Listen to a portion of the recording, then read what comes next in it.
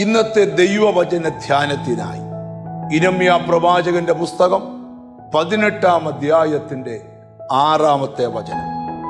കളിമണ്ണ് കുശവന്റെ കയ്യിൽ ഇരിക്കുന്നത് പോലെ നിങ്ങൾ എന്റെ കയ്യിൽ ഇരിക്കുന്നു. യിരെമ്യാ പ്രവാചകനെ ദൈവം ഒരിക്കൽ കുശവന്റെ വീട്ടിലേക്ക് കൊണ്ടുവന്നു. എന്തിനാന്ന് ചോദിച്ചാൽ അവിടെ ഒരു കാഴ്ച കാണിച്ചിട്ട് യിരെമ്യാവിനോട് ദൈവം സംസാരിക്കാൻ വേണ്ടിയാണ്. ദൈവം ദർശനത്തിൽ സംസാരിക്കും. നിന്നെ ചില സ്ഥലത്ത് കൊണ്ടുപോയി ചില കാഴ്ച കാണിച്ച് സംസാരിക്കും. അബ്രഹാമിനെ ദർശനത്തിൽ ദൈവം വിളിച്ച് വീടിന് പുറത്തു കൊണ്ടുവന്ന് ആകാശത്തിലെ നക്ഷത്രങ്ങളെ നോക്ക്, എണ്ണാമെങ്കിൽ എണ്ണ്, ഇതുപോലെ നിനക്ക് സന്തതികളെ തരാമെന്ന് അബ്രഹാമിന് വാഗ്ദത്തം കൊടുത്തിട്ടുണ്ട്. ഇവിടെ ബൈബിൾ നമ്മൾ പഠിക്കുമ്പോൾ യിരെമ്യാവിനോട് ദൈവം പറയുക, നീ കുശവന്റെ വീട്ടിലേക്ക് ചെല്ല്. കുശവന്റെ വീട്ടിൽ ചെല്ലുമ്പം യിരെമ്യാവ് കണ്ട കാഴ്ച, കുശവൻ ഒരു ചക്രത്തിന്മേൽ ഒരു പാത്രം ഉണ്ടാക്കിക്കൊണ്ടിരിക്കുക. പണിയുടെ നടുവിൽ ആ പാത്രം ഉടഞ്ഞുപോയി. കുശവൻ അതിനെ തനിക്ക് ബോധിച്ച മറ്റൊരു പാത്രമാക്കി മാറ്റി.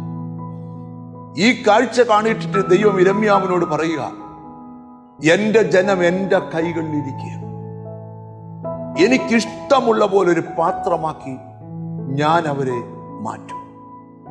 എന്താണ് ഈ വചനത്തിൽ നിന്ന് നിങ്ങളോടുള്ള സന്ദേശം? കുശവന്റെ കയ്യിൽ കളിമണ്ണിരിക്കുന്നത് പോലെ നാം ദൈവത്തിന്റെ കൈകളിലിരിക്കുക. യെശയ്യാ പ്രവചനത്തിൽ ഒരു വാക്യമുണ്ട്, നിന്നെ ഞാൻ എൻ്റെ ഉള്ളം കയ്യിൽ വരച്ചിരിക്കുന്നു. ഒന്നാമത്തെ ഉറപ്പും ധൈര്യവും നീ ഇരിക്കുന്നത് ദൈവത്തിന്റെ കരത്തിൽ ആണ് എന്നുള്ളതാണ്. നമ്മൾ വിചാരിച്ച രീതിയിൽ നമുക്കെത്താൻ കഴിയില്ല. നമ്മൾ ആഗ്രഹിച്ച രീതിയിൽ നമുക്ക് വളരാൻ പറ്റിയില്ല. പക്ഷേ നിങ്ങളുടെ ജീവിതത്തിൽ നിങ്ങൾ ഒരിക്കലും ആഗ്രഹിച്ചിട്ടില്ലാത്ത, ഇപ്പോൾ നിങ്ങൾക്ക് സന്തോഷിക്കാൻ കഴിയുന്ന ഏതോ ഒരു ലെവലിലേക്ക് ഒരു കളിമണ്ണിനെ മറ്റൊരു പാത്രമാക്കിയ പോലെ നിങ്ങളെ ദൈവം മറ്റൊരു പാത്രം ആക്കാൻ ആഗ്രഹിക്കുന്നു. പരിശുദ്ധാത്മാവിന് നിങ്ങളോട് പറയാനുള്ളത്, ഈ ദിവസങ്ങളിൽ നിങ്ങളെ ദൈവമെന്ന് ഉടച്ചു പണിയാൻ പോവുകയാണ്. ദൈവകരങ്ങളിൽ മറ്റുള്ളവരുടെ മുമ്പിൽ അനുഗ്രഹമെന്ന് പറയുന്ന ഒരു മാനപാത്രമാക്കി നിന്നെ ദൈവം പണിയാൻ പോവുകയാണ്. ആ വിശ്വാസം ഹൃദയത്തിൽ മുറുകെ പിടിച്ചുകൊണ്ട് കണ്ണുകളെ മെല്ലെ അടച്ച് പ്രാർത്ഥിക്കാം. കർത്താവേ, ആ കളിമണ്ണ് കുശവന്റെ കയ്യിലിരിക്കുന്നത് പോലെ ഞങ്ങൾ കർത്താവിന്റെ കൈകളിലിരിക്കും. കർത്താവ്, ഞങ്ങളുടെ ഇഷ്ടമല്ല, അങ്ങയുടെ ഇഷ്ടം പോലെ ഞങ്ങളെ പണിതാട്ട്.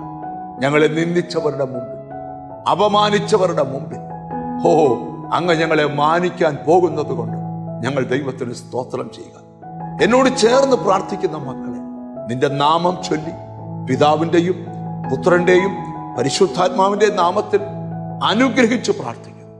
അവർ അനുഗ്രഹിക്കപ്പെടട്ടെ, യേശു ക്രിസ്തുവിൻ നാമത്തിൽ തന്നെ. ആമേൻ. നിശ്ചയമായും ദൈവം നിന്നെ പണിയും. അത് നിനക്ക് അനുഗ്രഹമായിരിക്കും. God bless you.